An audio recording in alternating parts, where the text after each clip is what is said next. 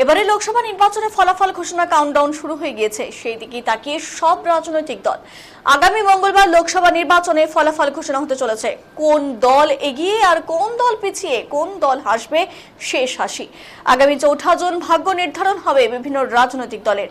তবে ভোট উৎসবে বিভিন্ন রঙের আবিরের সাথে মিষ্টি মুখ হবে না, তা কি হয়? তার আগে এবারে মিষ্টিতে চমক চোপড়ার কলাগাছ এলাকায় এক মিষ্টির দোকানে। এবারের ভোট উৎসবে বাঙালির প্রিয় বিশ্বসেরা মিষ্টি তো রাজনৈতিক প্রতীকী ছোঁয়া।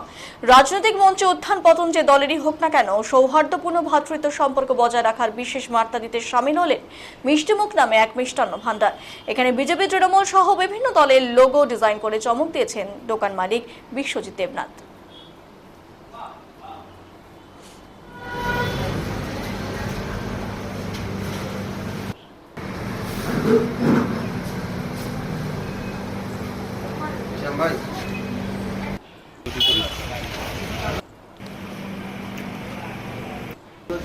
আমার মিষ্টি দোকানের নাম হচ্ছে মিষ্টিমুখ। তো মিষ্টিমুখ নামে আমি একটা সাজ বানিয়েছিলাম মিষ্টি। তারপরে ভাবলাম যে যেহেতু এখন ইলেকশন চলছে, বিভিন্ন দলের লোগো দিয়ে মিষ্টি বানাবো। তো আপাতত আমরা 2টো দলের বানিয়েছি। আগামী দিনে এখন তো রেজাল্ট 2-3 দিন পরে বাকি আছে। তো আমরা ভাবছি যে বাকি দলেরও বানাবো। এটা একটা উৎসব, সবাই এটা সেলিব্রেট করবে এখন যে দলই জিতুক। আর আমি অ্যাজ এ বিজনেসম্যান আমি চাচ্ছি যে আমার দোকানে যেরকম লোগোটা আমি একটা মিষ্টি বানিয়েছি, সেরকম অন্য দলেরও লোগো নিয়ে আমি একটা মিষ্টি বানাবো। এটা কিছু না, এটা একটা আর্ট।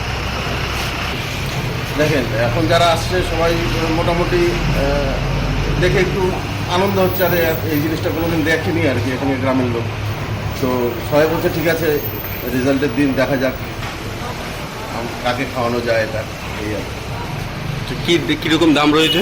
এটার দাম রয়েছে 20 টাকা পার পিস। আপনার নাম? আমার নাম বিশ্বজিৎ দেবনাথ।